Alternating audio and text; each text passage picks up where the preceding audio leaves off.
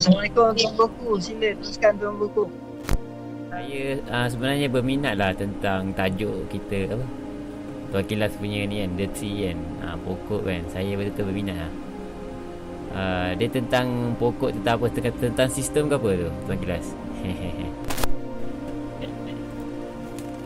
Masya Allah. Saya nak cerita tentang pokok ni sebenarnya. Kalau yang sebenarnya kita nak cari penyatuan lah sebenarnya kita. Tapi saya pasal masa bercerita dengan Tuan Mahir, belah petang lah tak silap saya. Saya ada tercerita lah tentang pokok yang Allah Ta'ala larang Nabi Adam AS daripada, dan Siti Hawa daripada hampiri pokok tu. Jadi itulah jadi tercetusnya cerita tu lah kan. Masya Allah, untuk saya taruhkan tajuk tu The Tree tu. Okay. Faham. Bukan pasal sistem pokok lah Sebab tadi pun ada dengar agak kita sekarang ada dua pilihan lah, sistem batin dan sistem hak kan. Maknanya pokok pun boleh jadi kan. Dia macam perumpamaan lah sebenarnya pokok ni. Betul tak?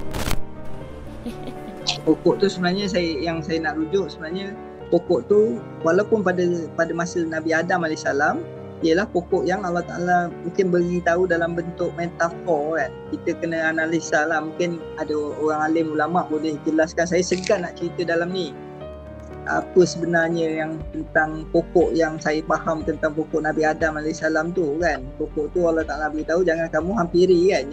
Bukan kata jangan petik buah dia, jangan makan ke apa, jangan hampiri je.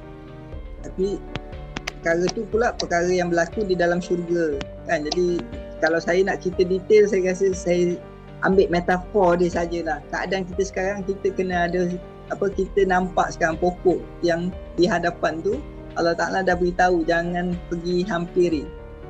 Jangan hampiri langsung.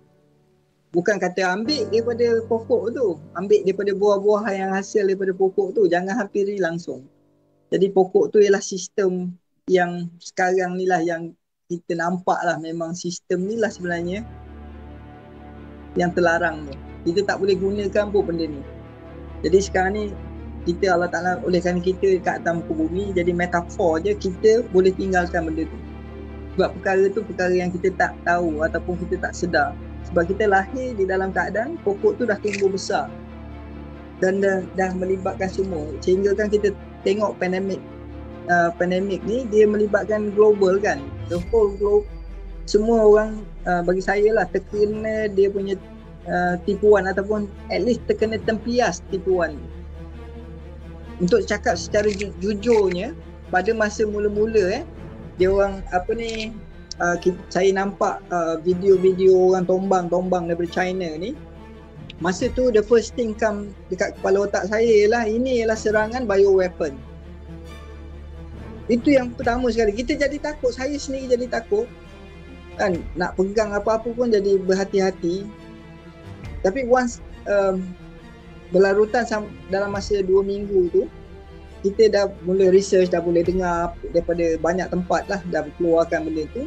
Jadi kita boleh dapat tahulah, dapat legakan diri lah, oh ni hoax lagi kan. Tak mungkin dia orang nak release bioweapon kepada umum yang boleh menyebabkan dia pun kena. Sebab kalau tuan-tuan ingat, ada satu video tu Tuan Mahathir dia keluar daripada solat Jumaat, ada orang nak salam dengan dia dekat masjid tu, tapi dia tak nak salam. Bodyguard dia terus keliling. Masa tu masa awal-awal pandemik tu. Jadi saya terkesan tau. Saya cakap tone pun macam gini dia punya reaction kan. Something is brewing ni. Mungkin betul ni dia orang serang guna bioweapons ni. Chinaman ni saya cakap tak boleh percaya sangat kan. Bukan untuk semua Masya Allah, saya minta maaf lah kalau tak ada racist lah. Mula-mula saya pun macam tu juga. Siap tak nak pergi beraya pun benda semua, duduk rumah dan diam. Masih mula-mula lah kan. Kita semua percaya. Tapi orang yang kalau tu diorang beraya je tak kisah. Macam diorang tak anggap benda ni real. Macam kita mula-mula macam ni benda ni betul ni. Lepas tu baru tahu cerita. Macam saya dengan Tuan Mahir ni, kita orang dah fight lama tentang vaksin kanak-kanak kan. Jadi kita orang tak nampak penyakit apa ni, kita tak nampak benda tu sebagai satu penyakit menyerang, kita nampak bioweapon menyerang tau. So kalau benda tu real, dia orang releasekan memang bioweapons, mesti chemical agent lah kita panggil kan. So dia orang pernah spray dekat Vietnam tak silap saya, nama dia Agent Orange kan. Jadi kalau dia orang release benda tu, possibly kita tak ada chance lah masa tu kan. Chemtrail tu gila, itu chemtrail kan. Chemtrail. Chemtrail dia buat melalui chemtrail. Tapi benda yang dia release tu Agent Orange lah. Kalau tuan-tuan ada masa boleh check lah tentang Agent Orange tu. Sebab sekarang ni semua benda yang diakib dah ada release. Jadi semua orang boleh buat research lah tentang apa yang berlaku dekat Vietnam tu. It's a hoax, it's a big hoax. Dan tapi dia orang ni tak peduli pun collateral damage tu. Bagi dia orang, dia orang proud lah sebab dia orang berjaya untuk laksanakan program Agent Orange tu dekat Asia ni. Dan lagi satu tadi ada benda terlintas kat saya. Tak apalah, saya nak minta Tuan Goku dululah cuba revise tentang tentang apa ni yang kita panggil sekejap saya boleh lost pula lah tiba-tiba Tuan Goku. Riba ke apa? Riba. Cashless. Balik point. Okay, tak apa. Tapi chemtrail tu memang secara logiknya benda tu dah lama. Bukan kat Malaysia je, dekat dunia lain pun dah orang dah buat dah. Cuma sekarang ni bila dia dah masuk dekat isu vaksin ni, dia dah kerap kali lah dia tembak dekat dekat udara ni kan. Macam Malaysia ni sekarang dah kerap tu yang semua orang lah ada kesan-kesan batuk-batuk benda semua yang sesama kan. Walaupun kita tak cocok, dia kena tepias juga. Chemtrail ni sebenarnya tak semua orang akan nampak lah, boleh faham lah. Dia sama macam 5G lah, tak semua orang faham kan. Tapi kalau kita ni dalam ni dia kena faham satu one by one lah daripada vaksin semua tu. Nanti dia boleh masuk, boleh percayalah yang 5G ni chemtrail semua. Tapi untuk orang luar ni, kalau kita cerita pasal 5G dengan chemtrail, dia orang memang tak faham langsung. Pasal vaksin pun tak lepas-lepas lagi kan. Tu lah cerita dia. Dah dapat Tuan Gilas apa point nak bagi tahu? Tak dapat, dia lost tu in the air lah. Itu. Tapi yang dia buat ni, dia panggil kalau chemtrail tu ialah kita panggil dia parts of geoengineering. So dia one part saja. Kalau kita explain dia one part tentang geoengineering, orang akan cakap dia itu pembenihan awan kan. Jadi orang fikir first thing dia orang akan fikir tentang macam kartun Upin Ipin lah. Dia punya cikgu tu cakap kita kena jerebu. Jadi kalau jerebu ni, yang boleh hilangkan jerebu ialah hujan. Jadi kalau musim kemarau, dia kata makin teruklah jerebu tu. Jadi kalau musim kemarau, kita kena buat pembenihan awan. Pembenihan awan dekat, dia cakap kat budak-budak ni, budak-budak tadika kan. Tapi Tok Gilas, walaupun benda tu IP tu saya dah tak percaya dekat dia punya production tu. Sebab dia orang promote pasal vaksin tau. Tu saya dah tak percaya kat company PP ni. Kata-kata pun saya tak percaya lah. Sebab dia promote pasal vaksin ni kan. Kalau macam kartun lain tu okey lah. Okay, my point is that dia orang dah gunakan doktrin tu untuk percayakan pada kita bahawa pembenihan awan tu benda yang baik tadi dan boleh menghasilkan hujan. Tapi sedangkan bila kita kaji dan bila kita research tentang chemtrail ataupun dipanggil cloud seeding ni, dia hanya seeding cloud. Dia akan banyakkan awan. Tujuan dia bukan untuk turunkan hujan, sebab dia tak boleh design awan untuk turun hujan, tapi dia boleh design semburan yang mimik kepada awan. Jadi dia cuma buat pembenihan awan, bukan pembenihan hujan. Itu two different thing lah bagi saya. Sebab saya ada baca satu artikel tentang H2O. So benda tu ialah challenge lah. Dibagi saintis ni bagi pada mana-mana pakar yang ada, dia kata you cuba create water daripada satu portion hidrogen dengan 2 portion oksigen, you cuba campurkan dan you hasilkan air, dia kata. Tak boleh, memang tak boleh buat. Jadi dia kata resepi ni betul ke tak betul? Resepi yang dia kata air tu ialah H2O. Itu dia petikaikan lah. Jadi untuk design benda ni dia design as a whole sebab dia ada multifunction lah. Bila dia kata benda ni pembenihan awan, pembenihan untuk menggalakkan hujan, tapi sebenarnya dia ada different agenda. Apa tujuan cloud seeding tu? Itu pun dalam pelajaran sekolah rendah lah saya rasa. Sekolah rendah saya mendengar yang apa alam dan manusia kan, yang pembenihan awam terjadi kan. Ada kan topik tu? Saya rasa ada kot, saya ada lupa lah. Masa zaman saya tak ada kot. Saya tak ada kot. Cuma mungkin sekarang punya syllabus dia dah masukkan kot dalam proses cloud seeding ni sebab nak coverkan chemtrail ni ataupun geoengineering lah. Sebenarnya the real subject is geoengineering. Sebab bila dia spray this particle and then this particle being dia bagikan heating lah, gunakan heat untuk menggerakkan partikel-partikel, nanopartikel yang dia orang spray ni, dia akan ada efek. So kalau kita nak tengok, kita kena tengok Profesor David David Kovac ke apa, lebih kurang lah nama dia. Dia yang design benda ni, dia yang design this chemtrail, dan dia program projek yang dia buat dekat institusi dia ialah geoengineering. So geoengineering ni melibatkan hub, melibatkan chemtrails, melibatkan Monsanto punya spraying on the ground. Banyak benda lah terlibat bila kita check tentang geoengineering ni. So benda ni pula very silently dia orang persuade kita untuk accept sebab dia tunjukkan benda ni semua baik. Gunakan hub untuk baik. Padahal teknologi tu memang teknologi untuk destroy your enemy lah. It's like a military punya teknologi. So kenapa dia orang boleh release kepada secara global dan on the public, meaning they are at wars with all humanities lah. Yang itu yang kita boleh faham lah. Dia buat macam tu sebab dia punya target nak buat yang untuk vaksin tu kot. So bila dia orang dah launch benda ni dah berpuluh tahun, so sekarang ni memang dah kerap berlaku lah. Saya rasa dah setiap hari kot dia tembak dekat awan kan, semua negara kan. So sebelum tu masa dia buat, sebelum ada vaksin ni, dia buat bagi semua orang yang antibody badan tak kuat, dia akan cepat sakit. Bila cepat sakit, dia orang pergi mana? Pergilah klinik kan, pergilah hospital kan. Oh ni sakit, semput ni, apa benda semua, bagilah ubat. Dia orang nak jual dia punya produk tu lah.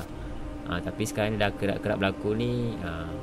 Kita macam kita dah faham, kita kalau boleh nak elak daripada pergi klinik dengan hospital kan. Tapi kalau yang kat luar tu, dia akan macam biasalah beratur lah pergi, masih percaya lagi lah KKM WHO ni. Tu yang seram sebenarnya.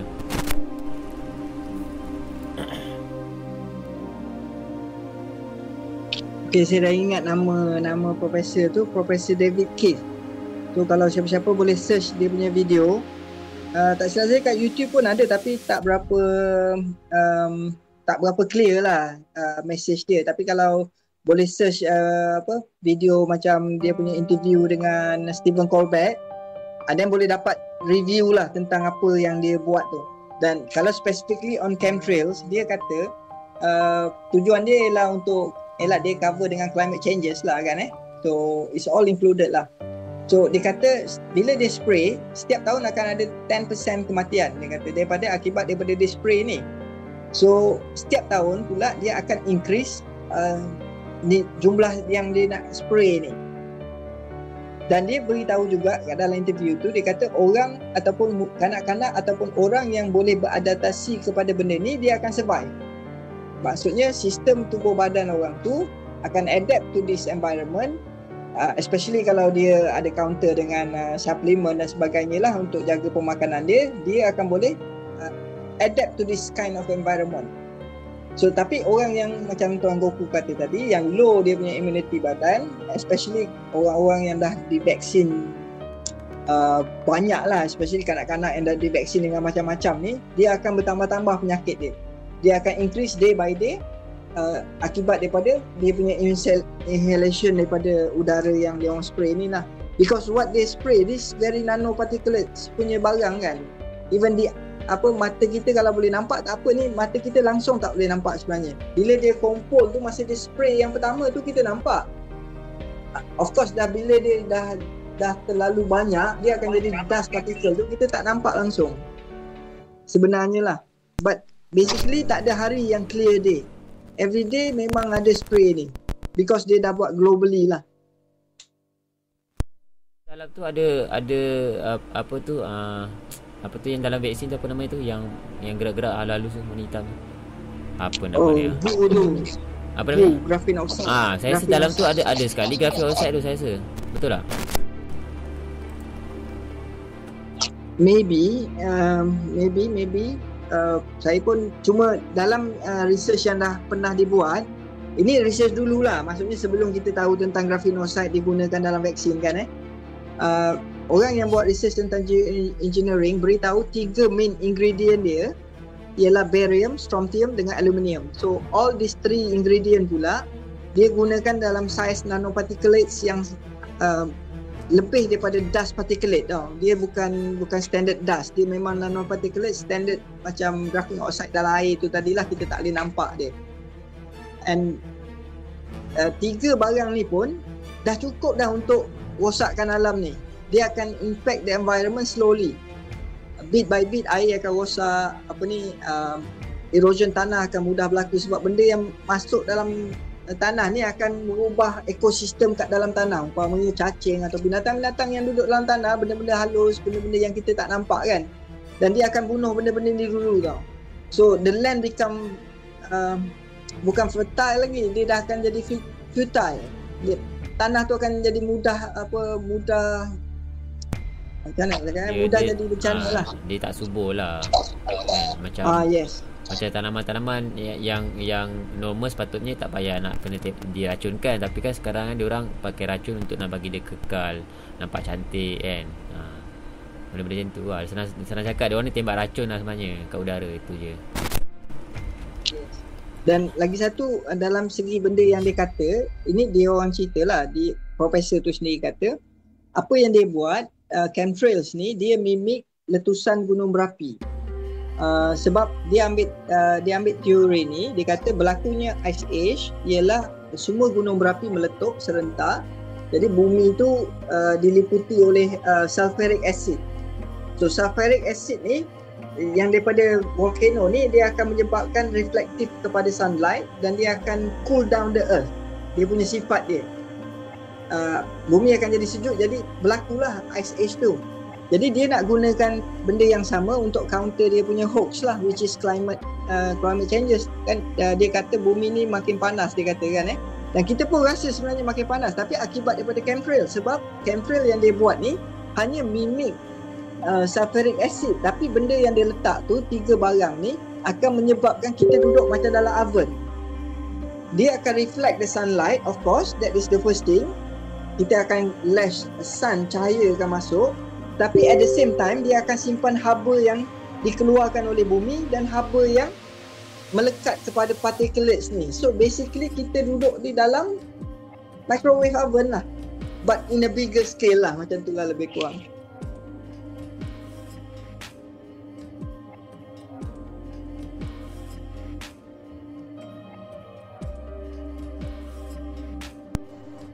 Kita dapat cari pakar yang kat Malaysia ni yang dah kaji lama tentang chemtrail ni untuk sampaikan visi pun okey juga. Debat ni antara topik yang sebenarnya ramai tak tahu lagi pasal chemtrail ni.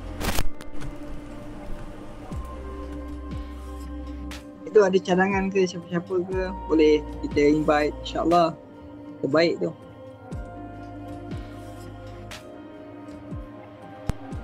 5G juga lah. 5G pun saya pun dah lama tahu lah. Cuma yelah, kita tak ada pakar-pakar Malaysia yang nak cerita pasal 5G ni kan. Yang pasal vaksin tu saya rasa dah ramai yang tahu pasal vaksin lah, vaksin. Cuma yang 5G dengan chain-chain ni lah, kalau kita boleh sedarkan lagi ramai lagi rakyat-rakyat, especially kita kan, untuk sampaikan kat luar pun bagus juga. Maybe cerita pasal 5G dengan chain-chain diorang boleh nampak kot benda ni kan. Tapi kalau macam vaksin tu dah susah aku nak sampaikan, nak cerita kan. Tunggu dia punya apa, jiran dia, family dia ke dah sakit, nak pergi alam lain, baru dia orang tersedar lah kot. Itulah. Ni saya ada share, baru je share. Ada video 54 minit untuk geoengineering. Bagi yang terlepas lah, saya dah share lama dah tu. Tapi oleh kerana kita bincang balik tentang chemtrail geoengineering ni, boleh refer lah dekat website ni. basically kat website yang nanti yang lagi satu ni yang Global Watch ni pun boleh. Nanti saya cari lagi satu, saya akan repost semula lah tentang geoengineering ni untuk jadikan alert lah kepada semua kawan-kawan.